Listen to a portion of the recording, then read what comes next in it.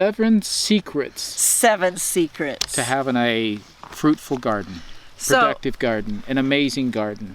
The number 1 secret. Well, this is the order we did them in. Yes, but to me, this is our number 1 secret. Oh, this is the game changer, no doubt about it.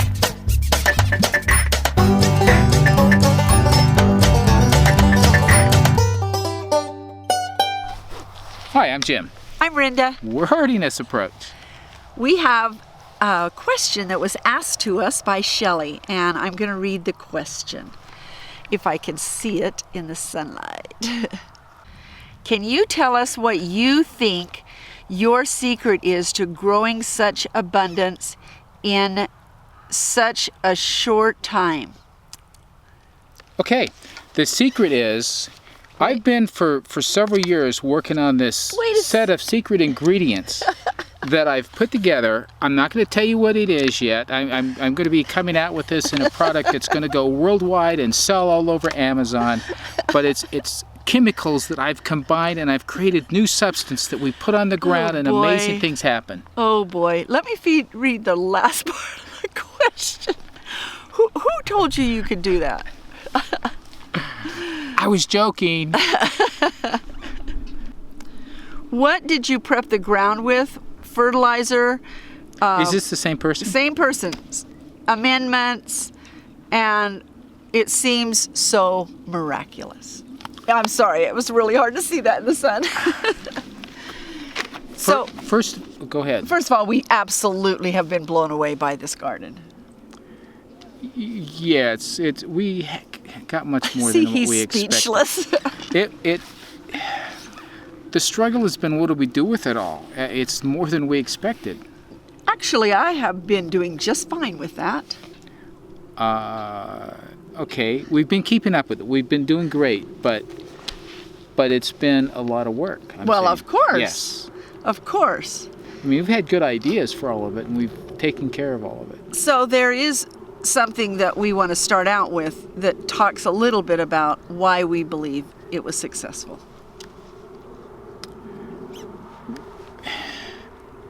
We're believers, and we believe. Well, do you want to read the quote? Pray over your flocks and your fields, and that's what we do. And then there's another scripture. Along with that, we believe that God gives the increase, and that's where the blessings come in, is that with His blessings, what you're doing with the earth will be fruitful. But not to say that, well, ours was good and theirs wasn't, and they weren't praying too. So we have to be careful. No, absolutely. No, this is not saying anything about anybody else. This is saying what worked for us. Okay. Okay, whatever the combination of things might have been. Okay. But to go along with what she's saying, there's also another scripture that says faith without works is dead. And we worked. So we couldn't just pray about it. We've got to be smart and do everything we know that can make it work, and then pray that our efforts will actually be fruitful. So we actually have 7 things that we did, and we added an 8th one on of something that we're going to do. So we have 7 secrets. 7 secrets. To having a fruitful garden, productive garden, an amazing garden. The number 1 secret. Well, this is the order we did them in. Yes, but to me, this is our number 1 secret. Oh, this is the game changer, no doubt about it. If you guys were following us in Oregon, and you saw Jim using the broad fork and double digging and doing and shovels, both of us doing that, and then hauling the hay sifters and covering and sifting out all the rocks. Oh my word. So our number 1 game changer has been our BCS tractor. What took me, not just hours or days even, but it took a couple of months spread out over a period of time to get a garden that was about this size, the beds sort of prepped. I mean, it was grueling. And in fact, we were looking yesterday at where we're going to be going over at Tom and Kathy's. Tom and Kitty's.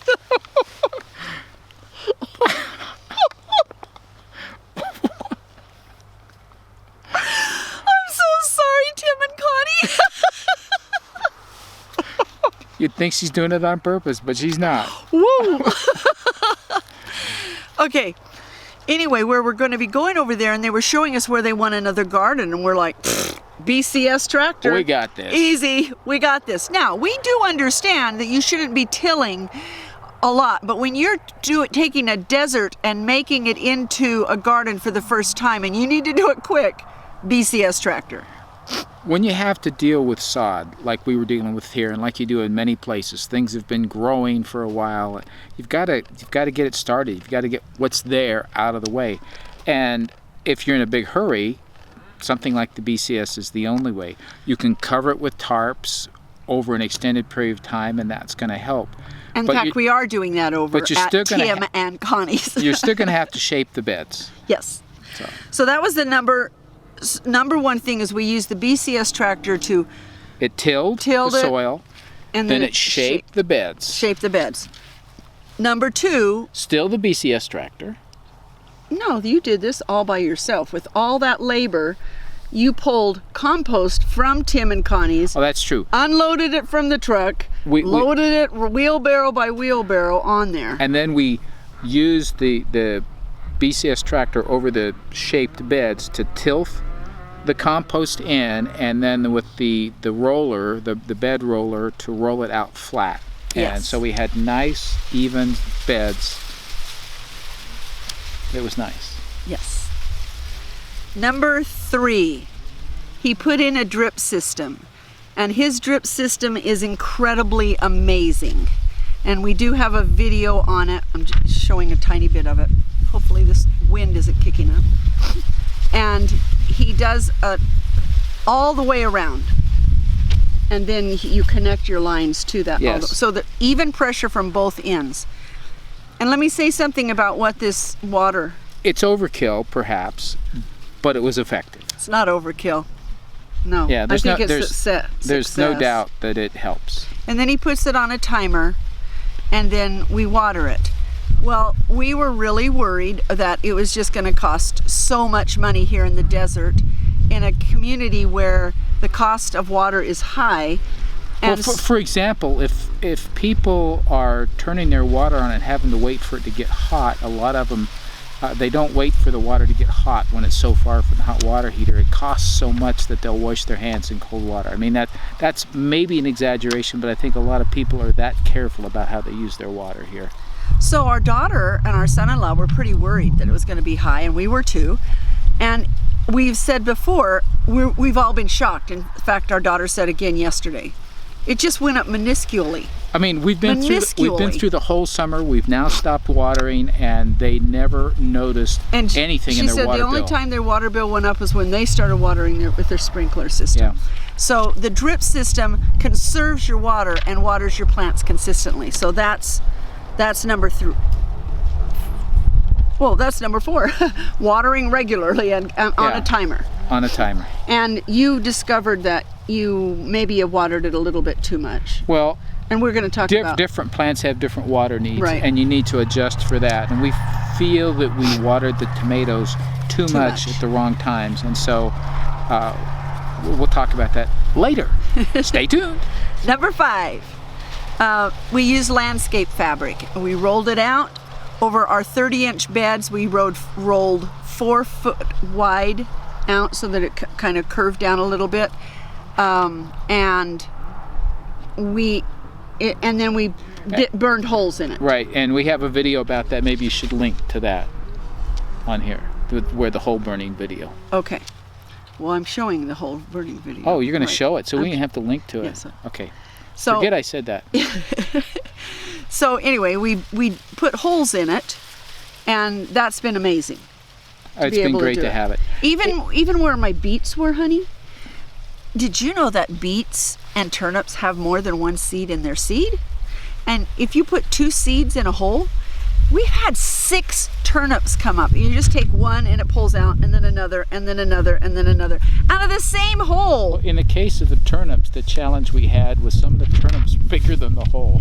So we kind of had to jimmy them out of there. Number 6, we put row covers up early so that our beans and some of our things, potatoes, and carrots had a really strong chance to grow. Yeah, kept the cold early on. Despite all of that, June 21st, Midsummer's Day, longest day of the year, we and many others experienced a freeze, and we lost all of our tomatoes and peppers and had to start over. So when we say short growing season, we mean short growing season. Yeah. Number 7, fish emulsion. Yes. After the plants got up high, to where they were growing and starting to use up the nutrients that were in the ground, every 2 weeks I started adding fish emulsion to each of the plants where they were planted, coming out of the holes. And I just used a small water He literally took a water container and went to each hole. Well, I had a 5-gallon bucket filled full of the solution, and I would refill the little pot. But he didn't want to do it through like a sprinkler system because it would clog the sprinkler system. I'm going to test that next year. I was concerned this year, and so we're going to do some testing before we start it next year to see if it plugs up the holes in the drip system, and be sure that we can come up with a way to do it to make it a lot easier. That way I can just add that into the drip system every 2 weeks, just give them a shot of the fertilizer that we're using. In this case it was fish emulsion. And that's number 8. Next year we're not going to have to till our ground. Did we say there were 7 things? Yes, and now I said we were going to add 8 because I said there were 7, and then 8th is one thing that was going to be added for next year. Got it. Is that okay? Yeah. Okay. So those are the 7.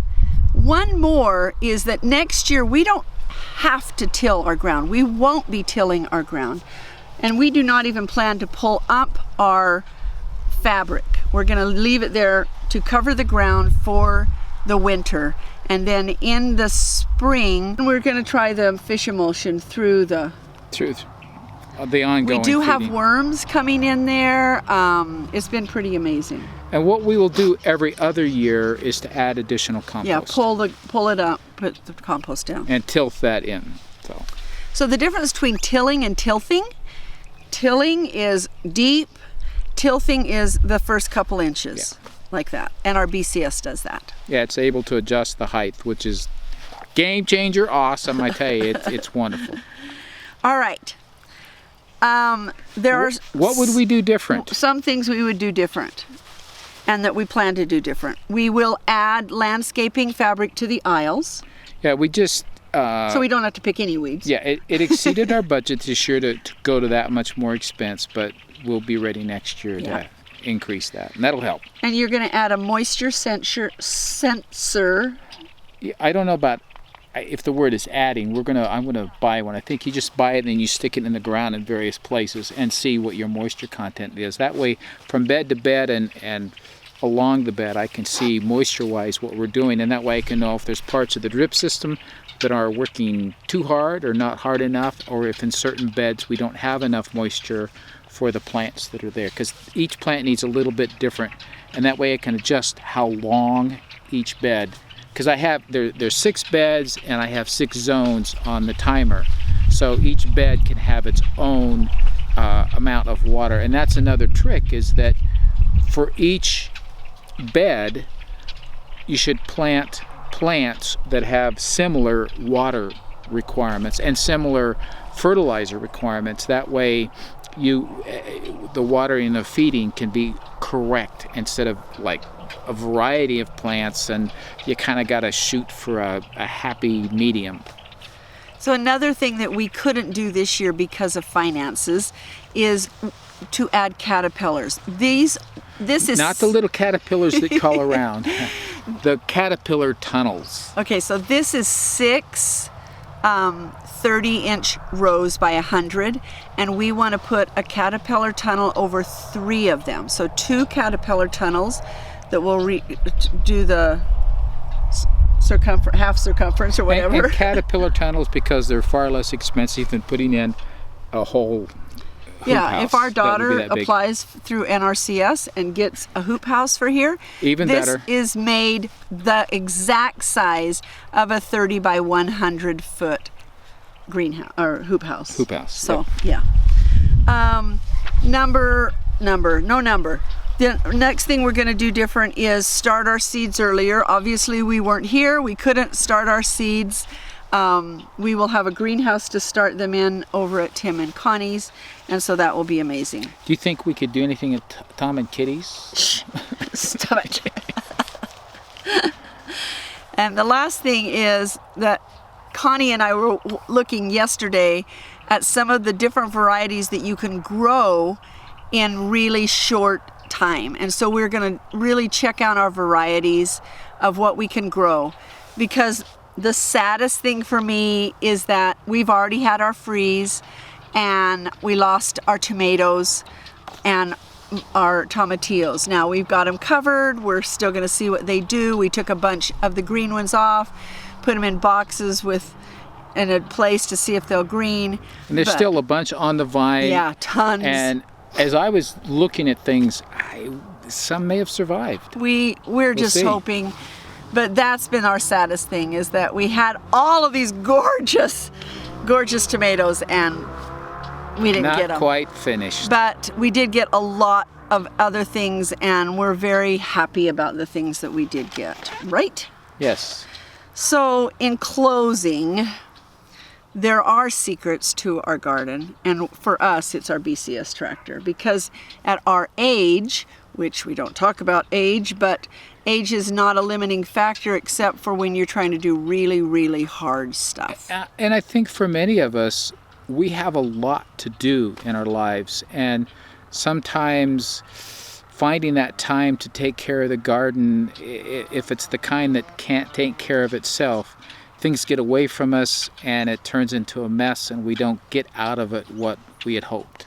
So this is really a video about how to grow a garden that can take care of itself, because as you know, we were gone for 4 weeks, and during the height of the growing season. And a couple of other times we were in and out of here, and in fact we're leaving tomorrow to go somewhere. And so you need a garden that is going to be self-growing, and that's what we've grown here. It's not permaculture, but it is using some of the principles that permaculture uses, and that's, the whole idea. Don't create work, try to diminish the work that you have to do, the amount of time.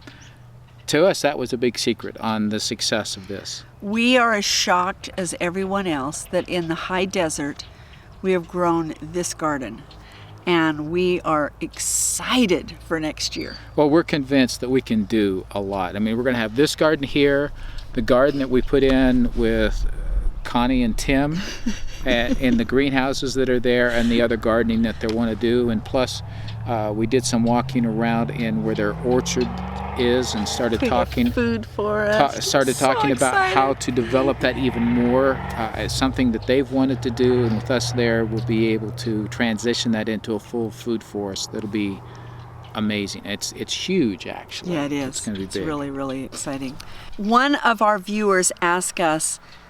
They said that they didn't see a load of insects. There was no insects. And did we have any? We had at the very end some aphids on some of our broccoli plants that we'd already harvested. So we pulled those out and got rid of them. We have had no insects. Now, we know that that's not going to last. We don't know that. Just kind of snuck up. We'll see what happens next year. I do have to tell you something really funny. So over here is where the dogs have a big yard. And there was a gopher, grounds, something. What do you think it was? Mole. A mole. And so it came from there, and it came up and made a hole. We knew it came from there because, as moles do what they're doing, you get a little mound of dirt behind them. And it came up, and it came up, and it got closer to the garden. And so then he started trying to figure it out, and it went from one aisle to the next, to the next, to the next, and it got over to the potatoes, which is our last aisle. And we're like, oh no, it's going to stop here and eat all the potatoes. And he just kept going into the neighbors. It's the neighbor's yard now. So It was the funniest thing. And we didn't lose anything. We harvested some potatoes yesterday. Oh my word, you guys, these potatoes are incredible. Anyway, he just kept on going. but the sun is sinking. Slowly setting in the western Yes, sky. it is. Into the horizon. The day's almost over. We're glad to share this with you. As you can see, it's really not secrets. It's just making some choices that really worked well for us. We're grateful for everyone who has helped us know what we've been able to demonstrate here, because this didn't come from our heads. These are things that we picked up from other people and put them all together, and they worked. Thanks for joining us. Bye-bye. Bye.